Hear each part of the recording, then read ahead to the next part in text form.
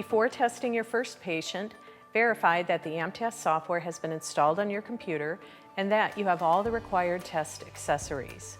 Please refer to the Installation and Setup section of the GSI AMTAS User Manual prior to installing the software. This will ensure all precautions and prerequisites are met and there is a thorough understanding of security options. To test a patient with AMTAS Pro, you will need the following: DD450 circumaural headphones, the bone conduction oscillator removed from the silver headband, an elastic armband, Velcro dot, aux stereo cable, and the USB A to B cable. The room noise monitor is available as an optional accessory.